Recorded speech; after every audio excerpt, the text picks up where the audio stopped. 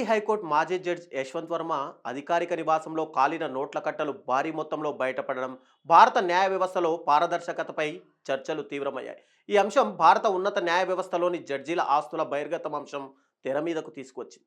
దీనికి స్పందనగా సుప్రీంకోర్టు అధికారిక వెబ్సైట్లో తమ ఆస్తుల వివరాలను బహిర్గతం చేయడం కోసం ఈ నెల 1న ఫుల్ కోర్ట్ మీటింగ్లో సుప్రీంకోర్టులోని 33 మంది న్యాయమూర్తులు అంగీకరించారు.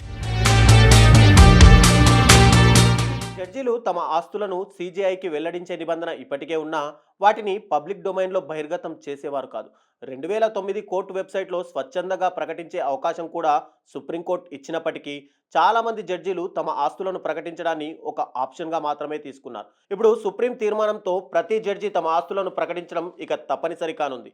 CGI justice Sanjiv Khanna, justice Gavai, justice BV Nagarathna, justice Vikram Nath, justice JK Maheshwari ఇప్పటికే తమ ఆస్తుల వివరాలు సమర్పించగా సుప్రీంకోర్టు వెబ్సైట్లో వాటిని అప్లోడ్ కూడా చేయనున్నారు. అయితే ఆస్తుల ప్రకటనకు నిర్దిష్ట పద్ధతులు, నిర్ణీత సమయం ఖరారు చేయనున్నట్టు సమాచారం. ప్రస్తుతం దేశంలో తమ ఆస్తుల వివరాలను ప్రకటించిన వివిధ హైకోర్టు న్యాయమూర్తుల సంఖ్య స్వల్పంగానే ఉంది. 12% మంది మాత్రమే తమ వివరాలను బహిర్గతం చేశారు. ప్రస్తుతం దేశవ్యాప్తంగా 25 హైకోర్టులలో 769 మంది జడ్జీలుండగా వారిలో 95 మంది మాత్రమే, అంటే 12.35% మంది తమ ఆస్తులు, అప్పుల వివరాలను తమ అధికారిక వెబ్సైట్లో బహిర్గతం చేయడానికి నిర్ణయించుకున్నారు. ప్రస్తుతం 6 హైకోర్టులకు చెందిన జడ్జీలు తమ ఆస్తుల వివరాలను ప్రకటించారు.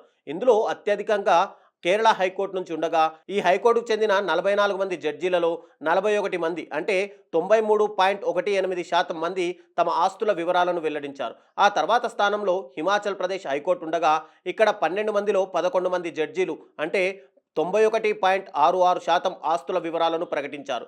ఇందుకు విరుద్ధంగా కొన్ని హైకోర్టులలో ఆస్తులను వెల్లడించిన రేటు గణనీయంగా చాలా తక్కువగా ఉంది. ఛత్తీస్గఢ్ హైకోర్టులో 16 మంది జడ్జీలలో ఒక్కరు మాత్రమే ఆస్తుల వివరాలను వెల్లడించారు. మద్రాస్ హైకోర్టులో 65 మందికి గాను 5గురు వివరాలు బహిర్గతపరిచారు. ఇక ఢిల్లీ హైకోర్టుకు చెందిన 38 మంది జడ్జీలలో 7గురు మాత్రమే సమాచారాన్ని వెల్లడించారు. 2018తో పోలిస్తే ఇది చాలా తక్కువ.